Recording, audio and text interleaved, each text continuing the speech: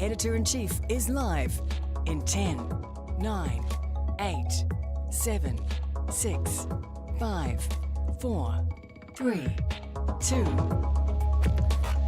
1. Okay, welcome to the program. You're with the Editor-in-Chief and you are live this morning. Great to have your company. Welcome on board. I'm Duncan, Garner, and the open line is 0800 863 293. The reality of the water debate smacks smaller councils around the country right in the nose. Rural New Zealand blows the whistle and says amalgamating with neighbouring councils may be the only way to guarantee clean, safe water. Get this wrong and people may die. Three Waters has gone, but the problem of delivering clean water to Kiwis, it really does remain. We'll look at this. Too many councils and councils anyway, aren't there? Ron Mark will join us shortly. I'm not suggesting he stands down. No, he's trying to sort this problem out. Call me 0800 863 293. And is your teen gambling online? You might be surprised. We'll look at this as well with some shock news. Jump on the YouTube, TikTok, leave a comment. All details are here. Text me 3598. It is news time. And here's MediaWorks Deputy News Editor Grace Cocker. Very good morning. 3 men have been charged over the death of a New Zealand tourist during a robbery outside a US mall. Newport police have named her as 68-year-old Patricia Mackay. They say she was hit by a car when the suspects tried to flee. Newport Mayor Will O'Neill says he's angry. Frankly, to hell with these guys. They came into our city knowing that they were going to commit crime, and a woman is dead today because of it. Ministry of Foreign Affairs is providing assistance to the family.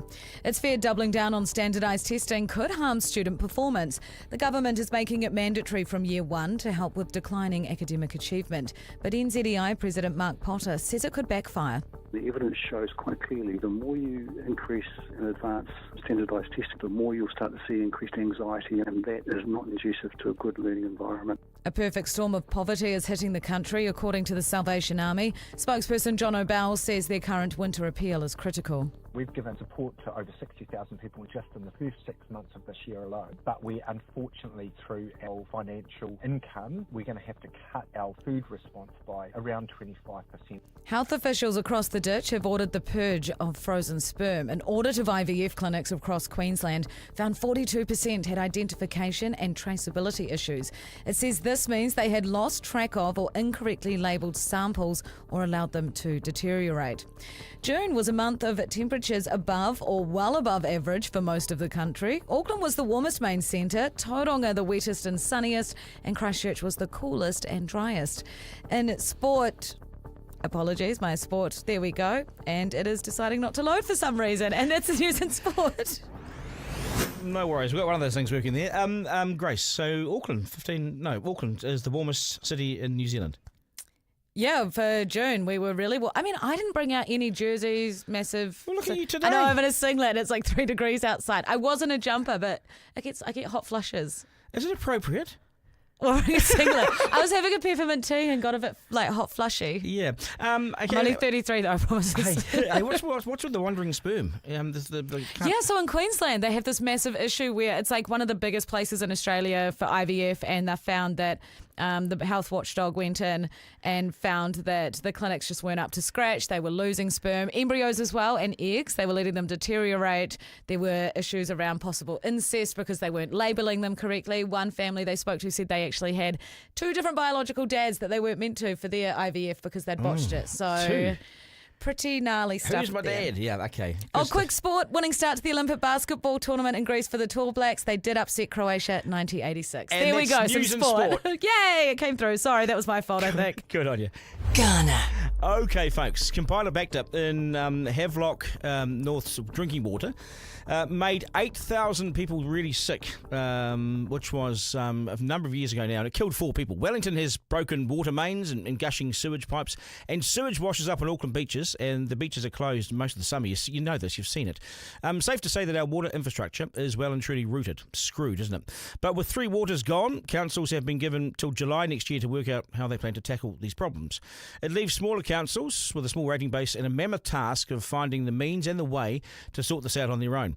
Now, one mayor is suggesting the councils in his region band together to sort the issue out. I quite like this idea too. It's from someone who's got some common sense. Carterton's Ron Mark reckons the solution is amalgamating with neighbouring councils, Masterton and South Wairarapa. And there we go, you have the answer, but potentially. He joins us now, the Carterton Mayor, Ron Mark. G'day, Ronnie, nice to have you on. Hey, g'day, Duncan. How are you, mate? Yeah, good. So I think you're overgoverned anyway, but we'll get to that later on. How insurmountable is your problem with water? Well, out in Carterton, it's not actually, and I've always struggled with the whole concept that, and this may sound a little callous to some people, but if you look at what happened at Havelock North, you're talking about an area TA that had 85,000 people. One of their water supply systems became contaminated due to a fault. And 8,000, I think, people were affected. I think 1,400 got sick, 40 something ended up hospitalized, and 4 unfortunately died. And on the back of that, we've tipped the whole water infrastructure thing upside down. Councils that have never had that problem, like Carterton and others, are now suddenly thrown into this whole mix. And this goes back to Nick Smith's day when he was the Minister of Local Government. Then, of course, Nanaima Huta picked it up and it became political because of the co-governance thing. And National promised to repeal it and replace it, and that's what they're doing. And we now have a new model that's very similar to the old, except it doesn't have Maori co-governance and it doesn't have the money. And so we're pressing ahead, and we've made our submission to Parliament, to the Finance and Expenditure Committee, and just pointed out, my council, going back to 2012, took some bold steps, bought a neighbouring farm adjoining our wastewater plant, and started investing in our wastewater systems back then. That work was carried on by mayors after me. We're future-proofed now out to 2050, and in terms of our water supply, our reticulated water out to 2047, and we've just bought another farm so we can expand it again in a multi-million-dollar development.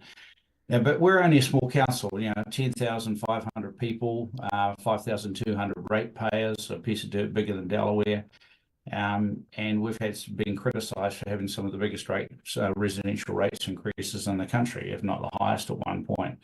But that's been largely because we've made mistakes along the way. That's true in the previous term. But largely, our rates increases have been because we've invested in infrastructure. Unlike other councils who found other things to spend their money on other than their infrastructure, and I don't need to point over the hill at Wellington, but everyone else is, so we can talk about Wellington. And I think on the back of the failures of others, we're lumped in, and we're required, like everyone else, to meet the government's new legislative requirements. And so that's where we are. If you ask how we're doing, actually, we'd be fine. Just leave us alone. Yeah. But if you look at the whole thing, the big picture from a helicopter viewpoint, you got to say, I agree with you, Duncan. I've said it for a long time. We're overgoverned in the Wairarapa. We've got two small councils and one medium-sized or bigger council. And for a population of 42,000 people, it doesn't make sense. No. This is going to force the issue. It will force the issue, and that's probably a good thing. How many mayors do you have in the Wairarapa, the wider Wairarapa area? Three mayors. Three plus the regional council, 4 councils, or the regional councils of us, and Masterton with 22, maybe 25, getting up 25,000 people. Carterton with 10,500, and in South Wairarapa with a bit more than that, about 11,500. Yeah. And 3 mayors, 24 councillors, 3 CEOs, 3 CFOs, 3 asset managers, and it goes on and on and on. And I've been trying to get people to agree to just merge and get on with it for the last 15 months, and that's why you make you the super. You make you the super mayor. Make you the super mayor. You've got more councillors in the Wairarapa than Auckland's got. There are more councillors in the Wairarapa across the region than there are in Auckland. It's bloody ridiculous. And then you can have different water authorities. You've got to sort it out. Well, I think one of the things that we're looking at now, like everybody, we're looking at we have to put together a water services entity. It has to be outside of council control. It has to be standalone, whether it's a CCO or COC. That's the decision's got to be made. We've got to look at an option of being part of a Greater Wellington WC. We have to look at the option of being a Wairarapa WC, and we can look at the option of just setting up our own small one. But the point is, Duncan, once you take water out of a council like ours, what do you got left? We look after public parks, toilets, brothels, liquor licensing, vaping, dog control, and you leave. Once you take away that asset base and that revenue stream, you actually leave some stranded costs there that have to be made up by another rates increase. And for us, we lose 1.8 million, I think, in stranded and costs stranded costs. That means we've got to make up 1.8 million So for every 100. you're crying out today to the government to say, hey, can you, if I can't sort this out, can you come and help me? Because here's the common sense way, here's what saves money, and here's what gives solutions to people in the Wairarapa. Help me, please. Help me. Yeah, well, that's what I said. I said, look, if the government wanted to really help, they'd throw some money into there, but we know how tight things are for them, and they're struggling, and everyone's got that same problem right now.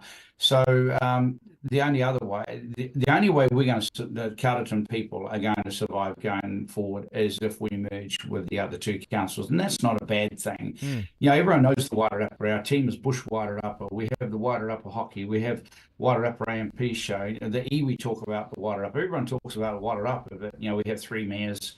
Silly. Ridiculous. Including myself, and two just want to remain on their own. Yeah. And that's silly. But I think we're getting there. I think this conversation's forced an issue now. Yeah. Hey, you talked about what you do have to do in your different sort of day job, in terms of licensing different things, and you get rid of water, you haven't got much left. You mentioned brothels. How many brothels has the Wairarapa got? That wouldn't keep you that busy, would it? None that I know of, but you never know what the future. It's that legislation that was passed, but like government does with everything, the vaping laws and TOBs and gambling, and it all gets passed on down to councils to manage, whether we like it or not. And and those costs have got to be met, so the ratepayers end up stumping up. So what's the cost? What sort of cost will ratepayers pay if you have all these separate water entities and you don't merge? How much sort of cost are you looking at just setting this whole thing up with compliance? Well, I can't be talking about the numbers right now, Duncan, because we're in that phase where we're still crunching and doing. But I'm going to say, when you look at the cost, the rates increases are pretty vicious right now. When we start making up for the loss of revenue money we will lose from, because there is cross subsidy, whether you like it or not, it does happen. Carterton rates its water at 90% and 10% is general, and so that's 10% that we won't have, and that we'll have to make up for that. The rates increase immediately, so our council rates will take another hike. But the water services entity will stand alone. It'll be independent. It will be required to develop a sustainable financial water management plan. Yeah. And they will start slapping costs on it. It will be pure user pays, and people will start getting bills. And those numbers right now, Duncan, can't say for sure. I can't tell you what they are looking like, but I will say to you, they are ugly, and they will crystallise just before the next general election. Yep, there we go. And if there's not changes in the legislation, I'm pretty sure the next general election may be just as ugly as those figures are looking. Yeah.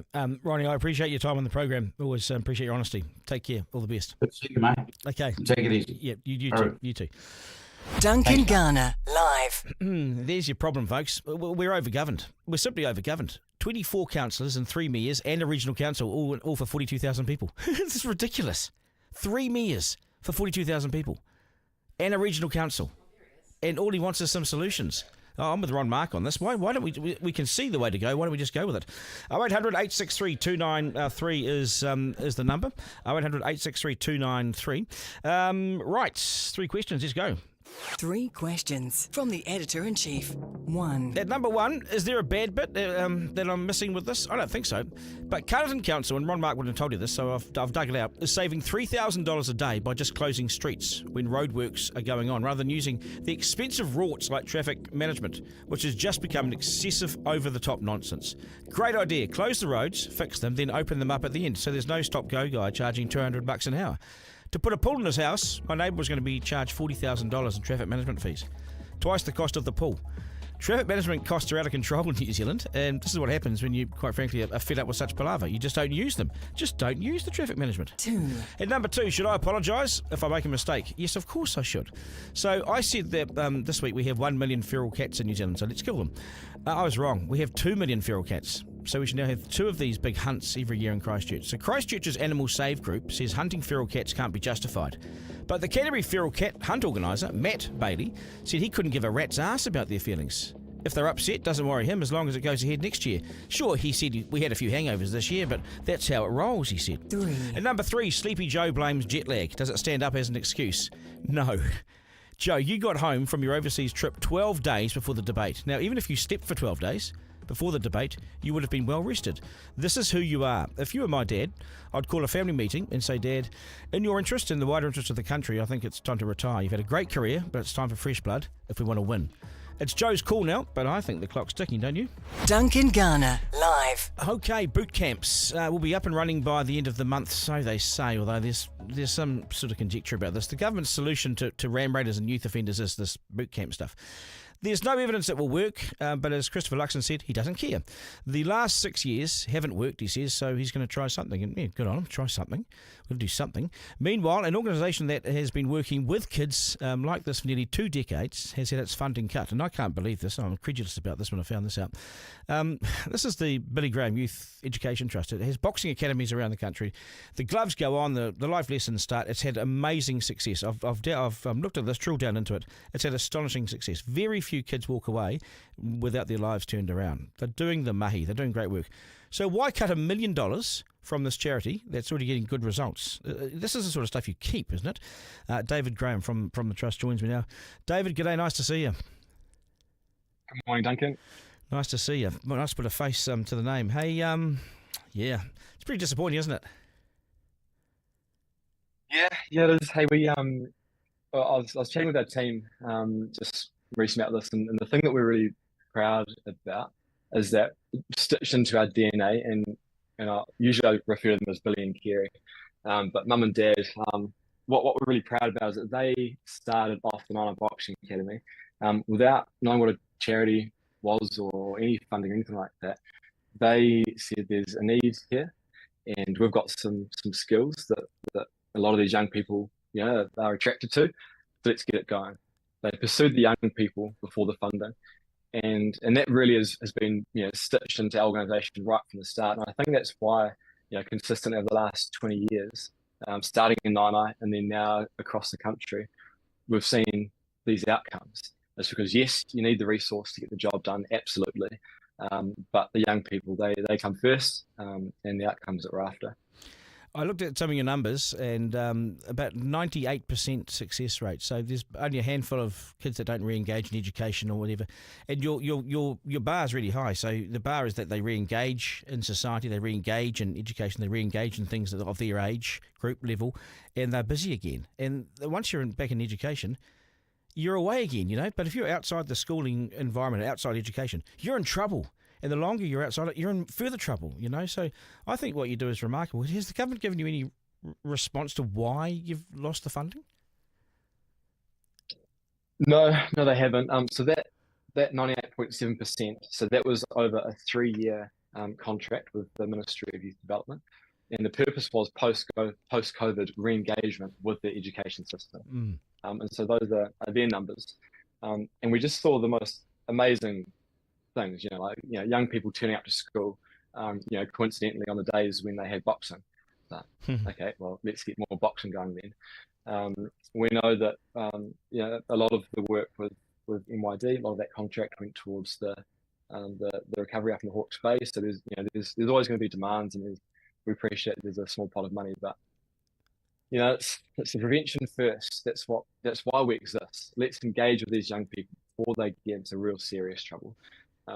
And as we spoke about the other day, let's fund where young people are going.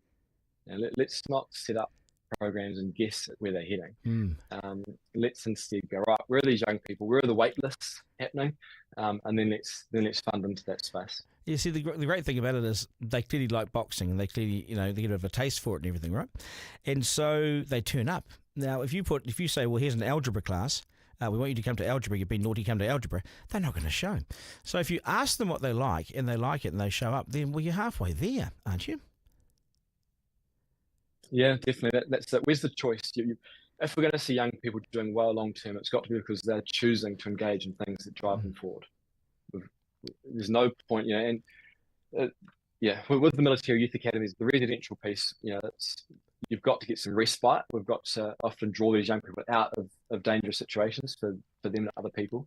But long term, the solutions lie in the community. And so we need to find the things that they actually choose to get out of bed for. And then we've got to match that thing with a good community, tee them up, and off we go. Okay, so the funding was about $1 million. That was over 3 years. correct? Yes. On a 3-year contract, which had 98% success going by the government's agency records, not your own. This is not this is not self-selection. This is what they've said about you. But it hasn't been rolled over, and there's been no excuse or reason given. I find it appalling, and I find it out of touch with what society wants. Society wants these guys on the straight and narrow. They don't care how, but getting them back. You guys are doing it ethically and with sporting and all those sort of values. We like that as a country. This is who we should be backing, and I hope this gets to Christopher Luxon somehow, because that's the money that should be spent, not the money that should be cut. Yeah, some of the stories that, and I can talk all day about it, and you don't want that. But just, amazing stories of young people. We had our Nine prize giving last year, and they've turned into quite cool events. And we had some police turn up, and they always do. And one of the young men received an award, and the cop said to me, "That last name, that's not with that family, is it?" Yeah, that's the little brother. He said, "Well, that is nothing short of a miracle." Wow. And he said, "There's no way that young person should be this engaged with that background." And again, this comes back to when we find something that our young people are really attracted, they love it. They're going to turn up, rain, hail or shine, they're going to be there. And then you've got, communities that are going to run for, long term. We're not going anywhere. The academies around the country, they're set up. They're not leaving. This isn't a 12-week. This isn't a short-term program. We get to do life with these young people in 10 years. And you know what? That's actually as good for me and for the coaches and for the young people. That's good for the whole community. That's what community is about. Walking distance from the shops, walking distance from the school. We can engage in this long term. So without the funding, what happens now? Yeah, we shift focus, and we keep looking to engage with government as much as we can, but we really start to rely on on individual donors, on corporate sponsorships, the faithful that have been supporting us for a long time, and the reality is that we can't continue operating at the full level we have been the last 3 years unless we get that support. The core of the program, we'll keep doing that. That doesn't shift. But if young people are turning up en masse to these boxing academies, then it does seem a shame not to be able to meet that demand. Yeah, I'm with you on this. And, there's always wastage of spending in government. We always know that. And so they've gone out there and taken this big 7.5% sort of scalpel to all government agencies. And with that, there's going to be good things that are chopped. And this to me looks like, one of the victims of that cost-cutting exercise. If there are corporates listening, or if there's someone out there with deep pockets, what would be your message to them? Get in touch. Yeah, we have got a track record not of just supporting and establishing one community, but across the country. That document you refers to with the 98.7%, that showed consistent outcomes across Nainai, Cannons Creek, Ashburton, and Te Awamutu. Yeah. 4 hugely diverse communities. My job and the job of our national team is to support the establishment of these academies around the country. So if people want to see a gym like this, and there's a lot of gyms doing great work, if they want to see gyms like this set up, then get in touch. If they want to support the current academies that are operating, our website is right there. If they want to throw $50 a term at one of our young people to attend, help out with their subsidy, that would be fantastic. Yeah. Hey, Dave, you do great work, mate. All the very best, and we'll keep fighting your corner for you. And if I hear anything, I'll just pass it on to you. Thank you, Duncan. Okay. Good on you, mate. Cheers. Thank you. Duncan Garner, live. Yeah, what do you reckon, Willie? I mean, you're a guy with kids. That's $1 million of funding, but it's a good result, isn't it? Well, this government talks about the public-private partnerships in roading and infrastructure, and if it's good enough there, why can't they work with these organisations when it comes to other things like social development? And they have been for 3 years. It's a huge success. If something's successful, why cut it? The lack of sort of intelligence at government level really just it just whacks me around the head every time, because I think if something's working, use it, carry it on. Yeah, there's no need to change. Anyway, so that's a pointless exercise. Moving on, something chirpy and happy, please. Yeah, but this is good. This is successful. This is positive. That's what I'm saying. Let's have more of it. Yeah. Let's not whack it on the head. Anyway, you might have noticed the job market is tight. If you're lucky enough to be in a well-paying job with good hours, and be grateful. But for many, it might feel like your career has come to a grinding halt. So what do you do if your industry feels like it's going down? You podcast. Or do you stick it out and wait for better times? What do you do? Shay Peters from Robert Walters Recruitment joins me now. Shay, g'day, mate. Nice to have you on. Thanks, Duncan. Good to see you. How's the market looking? How's the job market looking? Lots of people, very few jobs? Oh, the job market is, mate, it's pretty tough out there. It's a bit of a grind. I think, we've seen dramatic changes over the last 4 years in the labour market in New Zealand and probably globally as well. It's fluctuated heavily. And now it's on a bit of a downward spiral, unfortunately. I think we all can acknowledge that right across NZ. Mm. The market, I looked at the Wellington numbers, job ads are down something like 42%. Is that the same in Auckland as well? Just fewer jobs because everyone's just contracting? It's not as bad in Auckland. Auckland's obviously got a fairly robust commercial and private sector underpinning it. Whereas Wellington's, as we know, it's heavily public sector focused, and you mentioned 7.5% cost reduction right across the board. We're seeing that in the labour market heavily. It's just slashed. So it's very interesting times in the capital city. Yeah, I might look at the capital city later with a sort of special feature, but it's almost like someone said to me the other day, this is a ghost town. Oh, mate, out there it's absolutely bleak at the moment. I mean, ghost town. I walked out on the street yesterday after being in Auckland the previous day, coming back to Wellington, walking around. There's hardly anyone there, and I really feel for the retail out there. It's like there was no one in shops. Yeah, barely any cafes. That's what used to be a thriving, bubbly city. Is coming to a bit of a grinding halt at the moment. Yeah, just really quite depressing, isn't it? With the job market, what should people be looking to do if they've lost their job? Should they retrain? Should they go into something where there are lots of jobs, being advertised? What are the jobs that are being advertised at the moment? What's the industries that are popular? Look, I think one of the first things I would advise people to do is obviously you've got to leverage off your background. So you've obviously got a specialisation and you followed a career path, and if you can find job opportunities that match that's a real obvious one you've got to keep on having a crack at. The other piece of advice I would give people is think about being regionally mobile. So, we talk about the labour market fluctuating, and in certain cities, like Wellington's a great example, where there's a lot of talented people. I think people need to think about, okay, I might be based in Wellington, I might have a home in Wellington, but I might need to travel now to work. So I might need to spend 3 days in another city and work maybe a couple of days from home for an organisation that might be looking to recruit, because the regions have struggled to find talent over the past 5 years. So now there could be an opportunity for those regions to pick up good talent. So as a job seeker, just be a little bit more open to that. Yeah, be flexible. Absolutely be flexible. Things about, retraining, skilling. I would advise people to always be doing that, not just in, always look at ways to upskill, not just in down labour markets. And one of the things I would do if I was within an organisation at the moment, I felt nervous about job security, I'd be going to speak to my HR team and thinking about, okay, where are the significant gaps in our organisation at the moment? Be proactive. Look at ways that you can work with your HR team and maybe your learning and development team, if the organisation has one, to help upskill into those areas. And I think an organisation's far more likely to invest in people that are proactive and thinking about moving forwards rather than those that are just trying to cling on to their job.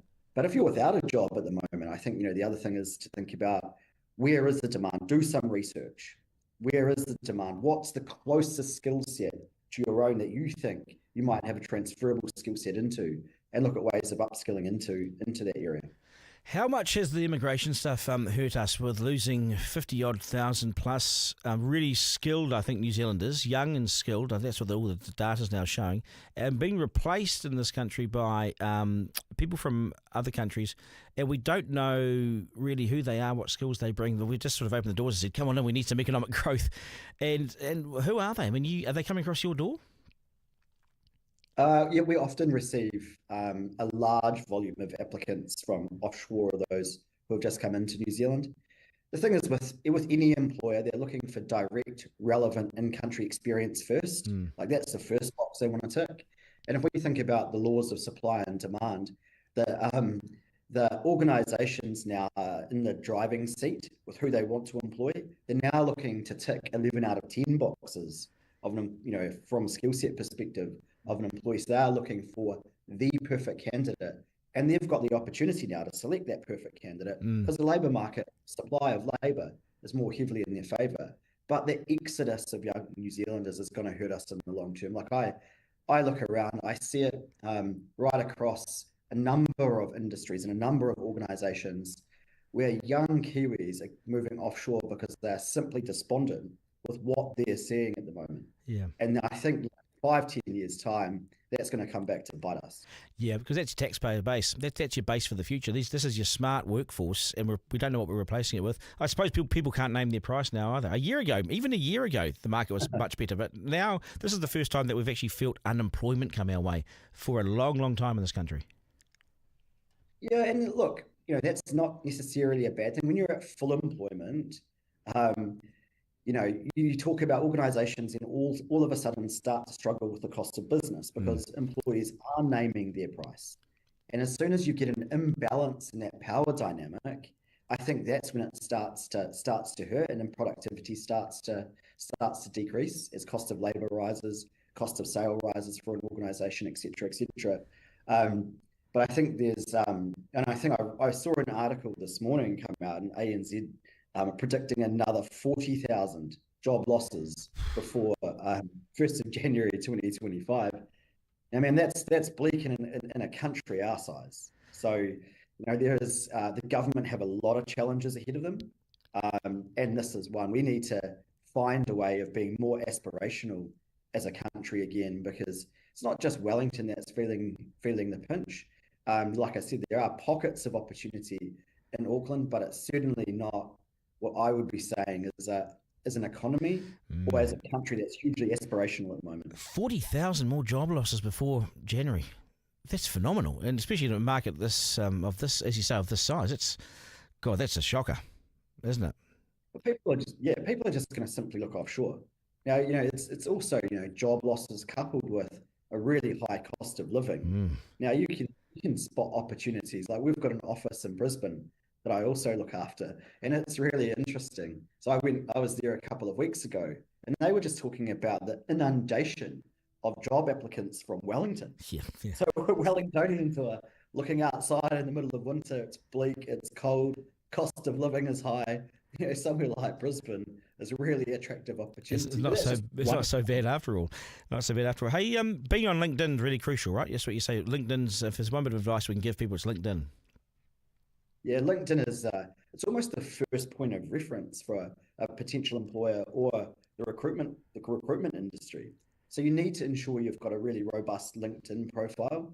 It's almost an objective point of reference for an external third party to have a look at. Even though it's designed by the person itself, it's still fairly objective because you can instantly see someone's career history. Yeah. You can see if they've got recommendations. You can see how active they are. If you don't have a LinkedIn profile, that's almost part of a bygone era. Yeah. Oh, I better make sure I update mine. Hey, Shay, I appreciate it, mate. All the very best and take care. Appreciate your time. Cheers. Thanks, Duncan. Okay, cheers, mate. Garner. Yeah. Well, there's your advice. Get on LinkedIn. Are you on LinkedIn, Willie? Well, what does your LinkedIn say? I've got LinkedIn, but LinkedIn is horrible. Yeah, I can't even log into it, mate. It's just you're amazing. Boo. It's like if you think that Instagram and other social media is the home of narcissism, it's like LinkedIn is the worst. It's like, I am amazing. Look at what I've done. It's like, oh, you're a dick. Good on you, mate. I must look at your profile. I'm full of it too. Okay. It's the Slam Dunk. Yeah, before we get to the Slam Dunk, he says, Willie is our man today. He says you're working for Radio New Zealand as the music director. You're here with me. Oh, crikey. Actually, yes. You better change it, mate. Do you know, the funniest thing is I'm looking at my LinkedIn profile photo right now, and I mean, I don't know if that really matters, but but it's a photo from, I believe it's about 2007. Oh, yeah, well, you look handsome back then. What's happened? I think you might make the plonker rank. No, I don't. Colin Peacock's there. That might be permanent. Anyway, slam dunk, here we go. Here's some take it or leave it advice. But watch out for your kids over the school holidays and make sure that they haven't jumped on these online gambling sites. It's a really serious warning. They've been targeted by these sites all the time on their phones and their devices. They're really aggressive, and you simply can't stop seeing their pop-ups. It's in your face, so stay alert. I tell you this because there are no rules on these sites, few restrictions, bugger all checks and balances. There's no regulation at all. The New Zealand government has to act to put some controls in and around these things, but these things are based overseas. You can literally put your whole pay week to week in there and lose it all in an hour, all from the warmth and comfort of your chair at home. Just like that. Despite all the rules of the casino and the checks and balances and rules around pokie machines, which there aren't many, these online casinos are like the Wild West. And here's why I'm really telling you this. An 11-year-old here in New Zealand recently racked up $16,000 of debt on his mother's credit card because of online gambling. This information has come from Mapumaya, a youth addiction agency here in New Zealand. The 11-year-old stayed up all night gambling and would fall asleep at school. He was disengaged at home and disengaged at school because he was on mum's card on the online gambling sites. Other parents have reported catching their kids up late at night gambling as well online. It's a trap. They are targeting the kids who stay on their phones and devices the longest and the ones who show signs of anxiety and stress online. That's what these things pick up. I know it's appalling, but these casinos are there, and there are dozens and dozens of them, and they simply do not care. They're soulless, they're heartless, and they're devoid of all humanity. Trust me, these are not good. One mission in mind, and that's to rinse you of everything. So just be aware of the school holidays. If your kids are just quietly in their room on their phone, you may wish to check. Garner. Okay, good feedback coming in as well. Thanks for all that. That's us. We're done. I think that's us. We're done. I'm Duncan at rover.nz. You always get a hold of me. Thank you, Miranda. Thank you, Willie. Thank you, Forrester. Thank you, Serena. She's no dress rehearsal, this stuff. Okay? This is no curtain raiser. This is our life now, so get out and enjoy it. We still live in a great country, and we'll catch you tomorrow. Ta-da. That was Duncan Garner, Editor-in-Chief Live. Missed something on the live stream? Text Duncan to 3598 to listen back on the podcast.